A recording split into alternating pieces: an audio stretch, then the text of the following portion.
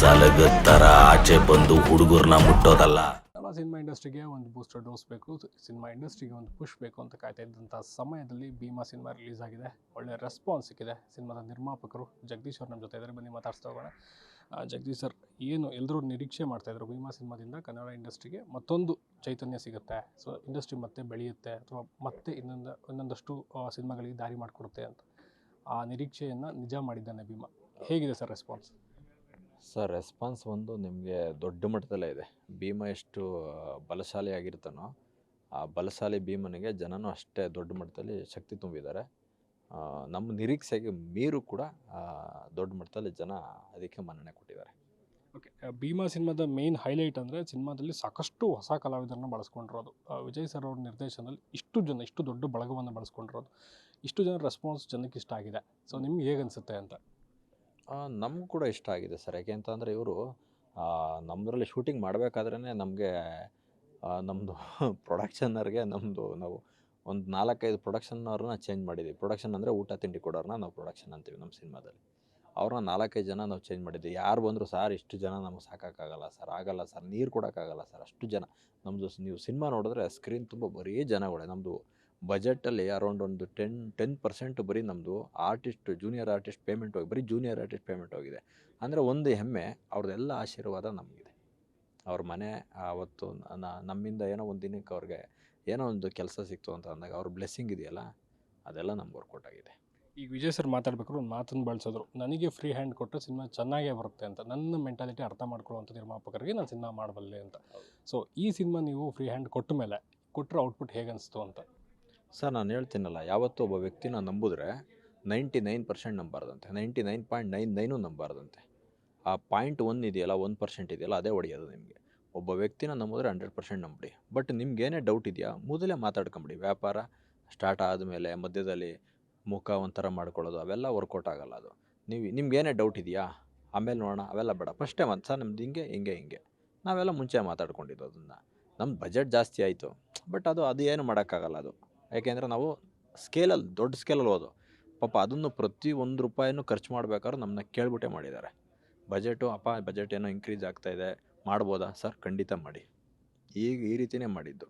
ಹಾಗಾಗಿ ವಿಜಯ್ ಸರ್ ನನ್ನ ನಂಬಿ ಪುನಃ ಕಾಲ್ಸಿಟ್ಕೊಟ್ಟಿದ್ದಾರೆ. ಅದಾದರೂ ಗೊತ್ತು. ಒಂದು ಸಿನಿಮಾ 2 ಸಿನಿಮಾ ಆದಮೇಲೆ ಪುನಃ ನಮ್ಮದೇ ಇದೆ.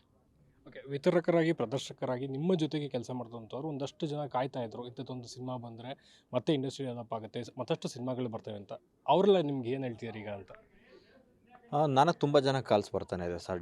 ನಮ್ಮ ಮಾಮೂಲಿಂದ ರೆಗ್ಯುಲರಾಗಿ ನಾನು ಡಿಸ್ಟ್ರಿಬ್ಯೂಷನ್ ಇರೋದ್ರಿಂದ ಡಿಸ್ಟ್ರಿಬ್ಯೂಷನ್ಗೆ ಮಾಡಿಕೊಡಿ ಅಂತ ಬರ್ತಾನೆ ಇರ್ತದೆ. ಇನ್ನು ಒಂದು ಕಾಮಿಡಿ ಏನಂದರೆ, ನಮ್ಮ RS ಗೌಡ್ರ ಹತ್ರ ಒಂದು 2-3 ಜನ ಹೋಗಿದ್ರಂತೆ, ಸರ್ ನಮಗೆ ಡೇಟ್ ಮಾಡಿಕೊಡಿ ಅಂತ. ಅವರು, ಸರ್ ನಾನೇನು ಜ್ಯೋತಿಷ್ಯದನ್ನು ಡೇಟ್ ಮಾಡ್ಕೊಡೋಕ್ಕೆ ಅಂತ ಬೇಕಾ? ಅವ್ರು ಬೇರೆ ನೆನ್ನೆ ಸಿಕ್ಕಿ ಕಾಮಿಡಿ ಮಾಡ್ತಾಯಿದ್ರು. ಹಾಗಾಗಿ ಬಟ್ ಏನು ಅಂತ ಅಂದರೆ, ಒಳ್ಳೆ ಕಂಟೆಂಟ್ ಮಾಡಿ, ಒಳ್ಳೆ ನಿಮಗೆ ನಿರೀಕ್ಷೆ ಇದ್ದರೆ ನಿಮಗೆ ಹೊಸಬ್ರು ಹಳಬ್ರು ಅನ್ನೋದಕ್ಕಿಂತ ಹಳಬ್ರಿಗೆ ಸ್ಟಾರ್ಗಳಿಗೆ ಓಪನಿಂಗ್ ಬರ್ತದೆ ಅಷ್ಟೇ. ನಿಮಗೆ ಕಂಟೆಂಟ್ ಚೆನ್ನಾಗಿತ್ತು ಅಂತಂದರೆ ನಮ್ಮ ಜನ ಕೈ ಬಿಡಲ್ಲ ಅನ್ನೋದಕ್ಕೆ ಕಾರಣನೇ ಭೀಮಾ ಒಂದು ಎಕ್ಸಾಂಪಲಾಗಿ ತಗೊಳ್ಳಿ ಎಲ್ಲರೂ ಹೊಸಬ್ರು. ಅಂಕಿಅಂಶಗಳು ಹೊರತುಪಡಿಸಿ ಹೇಗಿದೆ ಸರ್ ರೆಸ್ಪಾನ್ಸ್? ಅಂದರೆ ಈಗಾಗಲೇ 5ನೇ ದಿನ ಮಂಗಳವಾರ, 3 ದಿನ ಕಚ್ಚಿ ಸೋಮವಾರ ಮಂಗಳವಾರ ಸಿನಿಮಾ ಉಳ್ಕೊಳ್ತು ಅಂದರೆ ನಿರ್ಮಾಪಕರು ಅರ್ಧ ಸೇಫ್ ಆದ ಅಂತಲೇ ಹೇಳ್ಬೋದು. ಸೊ ಹೇಗಿದೆ ರೆಸ್ಪಾನ್ಸ್ ಅಂತ? ಅಂದರೆ ನೀವು ಹಾಕಿದ ಬಂಡವಾಳಕ್ಕೆ ಎಷ್ಟು ಪರ್ಸೆಂಟೇಜ್ ಅಂದರೆ ಬಂದಿದೆಯಾ ಅಥವಾ ಇನ್ನೂ ಬರ್ತಾ ಇದೆಯಾ ಹೇಗೆ ಅಂತ? ಸರ್, ಈಗ ಏನೇನೋ ಮಾತಾಡಿದ್ರೆ ಎಲ್ರಿಗೂ ಇವತ್ತು ಅಂಕಿಅಂಶಗಳು ಅವೆಲ್ಲ ಇವತ್ತು ಎಲ್ಲರೂ ಬುದ್ಧಿವಂತರಿದ್ದಾರೆ ಸರ್. ನಿಮಗೆ ಹಿಂಗೆ ಚಿಟಿಕೆ ಹೊಡೆಯೋಷ್ಟ್ರೊಳಗೆ ಕಂಡು ಹಿಡಿತಾರೆ. ನಮಗೆ ನಾವು ಹಾಕಿರೋ ಬಜೆಟ್ಗೆ ಇನ್ನು ನಾವು OTT ಅವೆಲ್ಲ ಇಲ್ದೇ ಇರೋದ್ರಿಂದ ನಾವು ನಿಯರ್ಲಿ ಇದ್ದೀವಿ ಈಗ ಆಲ್ರೆಡಿ. ಬಟ್ ನಮಗೆ ವೆರಿ ಹ್ಯಾಪಿ ಈ ವಿಷಯದಲ್ಲಿ. ಯಾಕೆಂದರೆ ಇಷ್ಟು ಹಿಟ್ಟು ಬೇರೆ, ಇದು ಬ್ಲಾಕ್ ಬಾಸ್ಟರ್ಗೆ ಒಂದು ಬ್ಲಾಕ್ ಬಾಸ್ಟರ್ ಥರ ಆಗಿದೆ ಸಿನಿಮಾ ಇದು. ಇವತ್ತು ಕೂಡ ನೀವು ನಂಬಲ್ಲ, ಗೌರಿಬಿದನೂರಲ್ಲಿ ಪಕ್ಕಾ ತೆಲುಗು ಸೆಂಟ್ರಲ್ಲಿ ಕನ್ನಡ ಸಿನಿಮಾಗಳೇ ಹೋಗಲ್ಲ. ನಾನು ಕನ್ನಡದಲ್ಲಿ ದೊಡ್ಡ ಸಿನಿಮಾಗಳು ರಿಲೀಸ್ ಮಾಡಿದ್ದೀನಿ. ಅಲ್ಲಿ ಕನ್ನಡ ಸಿನಿಮಾಗಳು ತುಂಬ ಕಡಿಮೆ ಹೋಗೋದು ಗೌರಿಬಿದನೂರು, ಕೋಲಾರಲ್ಲಿ ನಮ್ಮ ಸಿನಿಮಾ ಕಿತ್ಕೊಂಡು ಹೋಗ್ತಾಯಿದೆ. ಕಿತ್ಕೊಂಡು ಹೋಗಿ 2ನೇ ವಾರ ಅವರೇ ಥಿಯೇಟ್ರವರೇ, ಸರ್ ನಾನು 4 ಶೋನ ಇದನ್ನೇ ಕಂಟಿನ್ಯೂ ಮಾಡ್ತೀನಿ. ನಿಮಗೂ ಗೊತ್ತಿದೆ, ಇವಾಗ 12 ಸಿನಿಮಾ ರಿಲೀಸ್ ಆಗ್ತಾಯಿದೆ ಈ ವಾರ. ನಂದು ಥಿಯೇಟ್ರ್ ಲಿಸ್ಟು ಶುಕ್ರವಾರ ನೀವೆಲ್ಲ ನೋಡಿ ಎಷ್ಟು ಥಿಯೇಟ್ರಲ್ಲಿ ಇರ್ತದೆ ಭೀಮಾ ಅಂತ. ಇದು ಭೀಮಾ ತಾಕತ್ತು, ಇದು ಡಿಸ್ಟ್ರಿಬ್ಯೂಟ್ರ್ ತಾಕತ್ತಲ್ಲ, ಭೀಮನ ತಾಕತ್ತು. ಓಕೆ, ನೀವೇ ಹೇಳಿದ್ರಿ ಒಂದು 18-20 ಥಿಯೇಟ್ರ್ಗಳು ಬೆಂಗಳೂರಲ್ಲಿ ರೀಓಪನ್ ಆಗ್ತಿದೆ ಭೀಮನಿಗೋಸ್ಕರ ಅಂತ. ಸೊ ಇನ್ನೇನಾದ್ರು ಹೊಸ ಡೆವಲಪ್ಮೆಂಟ್ ಅಂದರೆ ಬೇರೆ ಹೈದರಾಬಾದ್ ಕರ್ನಾಟಕ ಇರ್ಬೋದು ಅಥವಾ ಉತ್ತರ ಕರ್ನಾಟಕದಲ್ಲಿ ಇನ್ನೊಂದಷ್ಟು ಥಿಯೇಟ್ರ್ಗಳು ಓಪನ್ ಆಗಿದ್ದಾವೆ, ಅಥವಾ ಹೇಗಿದೆ ಅದಕ್ಕೆ ರೆಸ್ಪಾನ್ಸ್? ಅಂದರೆ ಹೊಸ ಕಾಪಿಗಳಿಗೆ ಅಥವಾ ಹೊಸ ನಾವು ಕೂಡ ಸಿನಿಮಾ ಹಾಕ್ಕೊಳ್ತೀವಿ ಅಂತ ಯಾರೋ ಬರ್ತಾ ಇದೆಯಾ ರಿವ್ಯೂ ಅಂತ? ಸಾರಿ ಸರ್, ಅದು ಬೆಂಗಳೂರಲ್ಲಿ ಓಪನ್ ಆಗಿರೋದಲ್ಲ 18-20. ಅಪಾರ್ಟ್ ಫ್ರಮ್ ದ ಬೆಂಗಳೂರಲ್ಲಿ ಎಲ್ಲ ರನ್ನಿಂಗ್ ಇದೆ. ಯಾಕೆಂದರೆ ಇಲ್ಲಿ ನಮ್ಮದು ಮಲ್ಟಿ ಲ್ಯಾಂಗ್ವೇಜ್ ಹೋಗುತ್ತೆ, ನಿಮ್ಮ ತಮಿಳು ಹೋಗುತ್ತೆ, ತೆಲುಗು ಹೋಗುತ್ತೆ, ಹಿಂದಿ ಹೋಗುತ್ತೆ. ಹಾಗಾಗಿ ಬೆಂಗಳೂರು ಥಿಯೇಟ್ರ್ಗಳಿಗೆ ಯಾವುದೇ ರೀತಿ ಬೆಂಗಳೂರಿಗೂ ತೊಂದರೆನೇ, ಬಟ್ ಸದ್ಯದಲ್ಲಿ ಅಷ್ಟು ತೊಂದರೆ ಇಲ್ಲ. ನಿಮಗೆ ನಮ್ಮದು ಓಪನ್ ಆಗಿದ್ದು ಈ ಸಿನಿಮಾಗೆ ಎಲ್ಲ Mysuru area, Hubli area, Hyderabad Karnataka, Shivamogga area, ಆ ಕಡೆ ಥಿಯೇಟ್ರ್ಗಳು ಓಪನ್ ಆಗಿದ್ದು. ಅಲ್ಲೆಲ್ಲ ನಿಮಗೆ ಕಲೆಕ್ಷನ್ನು ಓಪನ್ ಆಗಿರೋ ಥಿಯೇಟ್ರ್ಗಳಲ್ಲಿ ಹೇಳ್ಕೊಳಂಗೆ ಬರೋಲ್ಲ, ನಮಗೂ ಕೂಡ ಬಂದಿಲ್ಲ. ಯಾಕೆ ಬರಲಿಲ್ಲ ಅಂತ ಅಂದರೆ 8 ತಿಂಗಳು ನಿಮ್ಗೆ ಖಾಲಿ ಇತ್ತು. ನಿಮ್ಗೆ ಅದೇ ಇವತ್ತಿಂದ ಕಲೆಕ್ಷನ್ ಅಲ್ಲಿ ಚೆನ್ನಾಗಿದೆ. ಅಂದರೆ ಜನಗಳಿಗೆ ಈಗ ನಿಮ್ಗೇನಾಗುತ್ತೆ, ನಾವು ಯಾವತ್ತು ಒಂದು ರೋಡಲ್ಲಿ ನಾವು ಓಡಾಡ್ತಾನೇ ಇದ್ದರೆ ನಿಮ್ಗೇನಾಗುತ್ತೆ, ಅಲ್ಲಿ ಆಟೋಮೆಟಿಕ್ ಜನ ಓಡಾಡ್ತಾರೆ. ನಿಮ್ಗೇನಾಗುತ್ತೆ, ರೋಡ್ ಕ್ಲೋಸ್ ಮಾಡಿರಲಿ ನಿಮಗೆ. ಈಗ ಬೆಂಗಳೂರಲ್ಲಿ ಯಾವುದೋ ಒಂದು ರಸ್ತೆ ಕ್ಲೋಸ್ ಮಾಡಿರ್ತಾರೆ, ಅದಕ್ಕೂ ಒಂದು ಏನೋ ಒಂದು ಕಾಮಗಾರಿಗೆ. ಜನ ಅಲ್ಲಿ ಒಂದು 6 ತಿಂಗಳು ಓಡಾಡೋದು ಬಿಟ್ಟರೆ, ನೀವು ರಸ್ತೆ ಓಪನ್ ಮಾಡಿ, ಜನ ಫಸ್ಟು 2 ದಿನ ಬರೋಲ್ಲ. ಯಾಕೆಂದರೆ ಕ್ಲೋಸ್ ಆಗೇ ಇರ್ಬೋದೇನೋ ಅಂತ. ಆ ರೀತಿ ಈ ಸಿನಿಮಾಗಾಗಿದ್ದು. ಅದೇ ಇವತ್ತಿಂದ ನಿಮ್ಗೆ ಯಾವಾಗ ಸಿನಿಮಾ ರಿಲೀಸ್ ಆಗಿ ಇವತ್ತು 5ನೇ ದಿನ ಆಯ್ತಲ್ಲ, ಇವತ್ತು ಎಕ್ಸ್ಟ್ರಾರ್ಡಿನರಿ ಕಲೆಕ್ಷನ್ ಇದೆ 18 ಸೆಂಟ್ರ್ಗಳಲ್ಲೂ. ಅಂದರೆ ನಾನು ಹೇಳೋದು ಅಷ್ಟೇ, ವೇದಿಕೆ ಮೇಲೂ ನಾನು ಅದೇ ಹೇಳಿದ್ದು, ದಯವಿಟ್ಟು ಸ್ಟಾರ್ಗಳು ಸಿನಿಮಾ ಮಾಡಿದ್ರೆ ವರ್ಷದಲ್ಲಿ ನೀವು ಅಟ್ಲೀಸ್ಟ್ 2 ವರ್ಷಕ್ಕೆ 3 ಮಾಡಬೇಕು. ಅಟ್ಲೀಸ್ಟ್ ವರ್ಷಕ್ಕೆ ಒಂದಾದರೂ ಮಾಡಿದ್ರೆ ಥಿಯೇಟ್ರ್ಗಳಿಗೆ ಫ್ಲೋ ಸಿಗುತ್ತೆ. ಆ್ಯಕ್ಚುಲಿ 2 ಮಾಡ್ಬೇಕು ನೀವೆಲ್ಲ.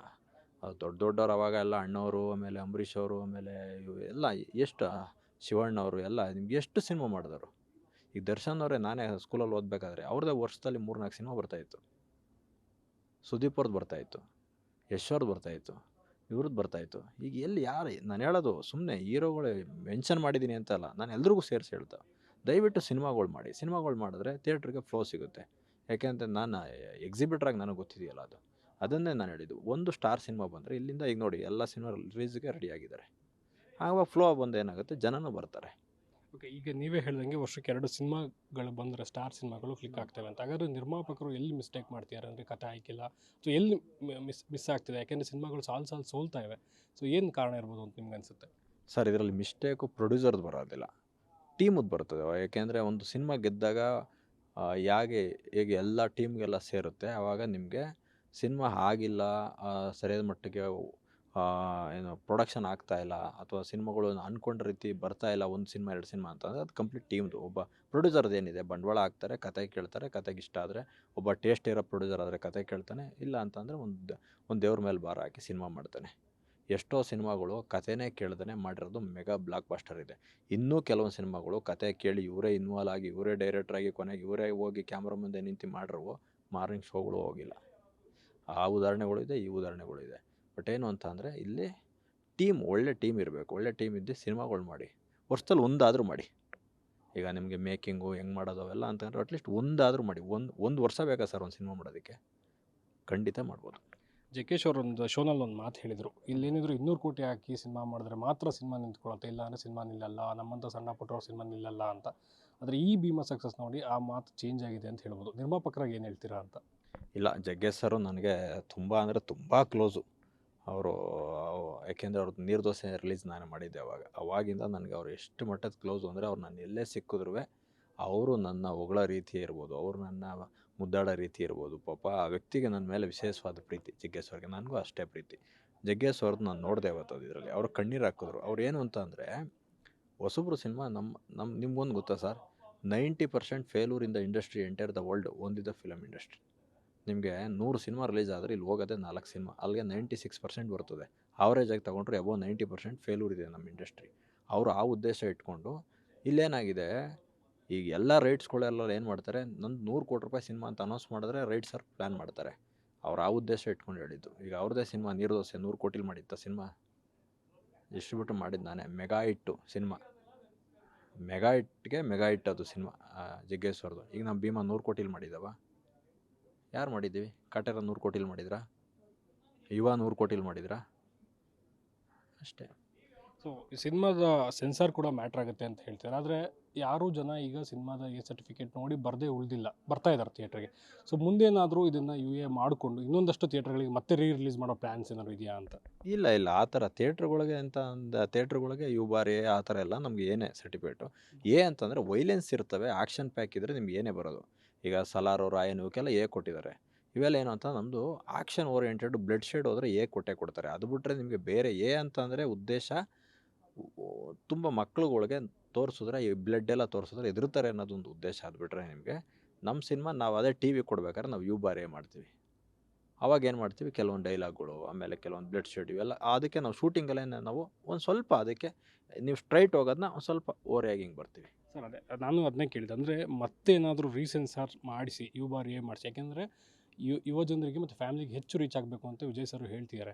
ಮತ್ತೆ UBAR ಮಾಡಿಸಿ ನಂತರ ಥಿಯೇಟ್ರಿಗೆ ಮತ್ತೆ ರಿಲೀಸ್ ಮಾಡೋ ಪ್ಲ್ಯಾನ್ಸ್ ಏನಾದ್ರು ಇದೆಯಾ ಅಂತ? ಇಲ್ಲ ಸರ್, ಅದೆಲ್ಲ ಅದು ಯಾವುದೇ ಕಾರಣಕ್ಕೂ ಇಲ್ಲ. ಯಾಕೆಂದರೆ ನಮ್ಗೆ ಇದನ್ನೇ ಈ ಮಟ್ಟಕ್ಕೆ ಹೋಗ್ತಾ ಇರಬೇಕಾದ್ರೆ ಪುನಃ ಅದನ್ನು ಕೆಡ್ಸೋದ್ರಲ್ಲಿ ಅರ್ಥ ಇಲ್ಲ. ಅವ್ರಿಗೆಲ್ಲ ನಿಮಗೆ OTT ಮತ್ತು TVಗೆ ನೋಡ್ಬೋದು ಅವರೆಲ್ಲ UBAR. ಸೊ ಈಗ ಭೀಮನೂ ಅಷ್ಟೇ OTTಗೆ ಬರುತ್ತೆ, TVಗೆ ಬರುತ್ತೆ ಅಂತ ಕಾಯ್ತಾ ಕೂತಿರೋ ಪ್ರೇಕ್ಷಕರಿಗೆ ಫೈನಲ್ ಏನು ಹೇಳ್ತೀರಾ ಸರ್? ಅಂದರೆ ಥಿಯೇಟ್ರಿಗೆ ಬಂದು ನೋಡಿ ಅಂತ ಹೇಳಲಿಕ್ಕೆ ಏನಕ್ಕೋಸ್ಕರ ಥಿಯೇಟ್ರಿಗೆ ಬಂದು ನೋಡಬೇಕು ಅನ್ನೋರಿಗೆ ಸೊ ನೀವೇನು ಹೇಳ್ತೀರಾ ಅಂತ?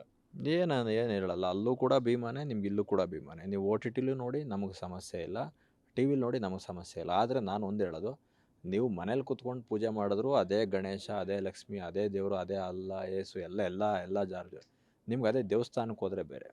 ಈಗ ನೀವು ಧರ್ಮಸ್ಥಳಕ್ಕೆ ಹೋಗಿ ಮಂಜುನಾಥ ಸ್ವಾಮಿ ದರ್ಶನ ಮಾಡೋದು ಒಂದೇ, ನಿಮ್ಮ ಮನೇಲಿ ಕೂತ್ಕೊಂಡು ನೀವು ಪೂಜೆ ಮಾಡೋದು ಒಂದೇ. ಇಷ್ಟೇ ಥಿಯೇಟ್ರ್ ಎಕ್ಸ್ಪೀರಿಯೆನ್ಸ್ ಅಂದರೆ ಧರ್ಮಸ್ಥಳ ಮಂಜುನಾಥ ಸ್ವಾಮಿ, ಮನೆ ಎಕ್ಸ್ಪೀರಿಯೆನ್ಸ್ ಅಂದರೆ ನಿಮ್ಮ ಮನೆ ದೇವರು, ಇಷ್ಟೇ. ಸೊ ಭೀಮಾ ಸಕ್ಸಸ್ನಿಂದ ಇನ್ನೊಂದು ಸಿನಿಮಾ ಮಾಡೋ ಜೋಶ್ ಬಂದಿದೆ, ಇನ್ನಷ್ಟು ಸಿನಿಮಾಗಳು ಮಾಡುವಂಥ ಜೋಶ್ ಸಿಗಲಿ ಅಂತ ನಾವು ಕೂಡ ವಿಶ್ ಮಾಡ್ತೀವಿ sir. Thank you sir, thank you. So ಇದಾಗಿತ್ತು ಭೀಮಾ ಸಿನಿಮಾದ ನಿರ್ಮಾಪಕರು ಜಗದೀಶ್ ಅವರ ಮಾತು. ಕ್ಯಾಮ್ರಾ ಪರ್ಸನ್ ಯುವರಾಜ್ ಜೊತೆ Kiran Chandra, entertainment bureau, guarantee news. Guarantee news, ಸುದ್ದಿ ಖಚಿತ, ನ್ಯಾಯ ನಿಶ್ಚಿತ.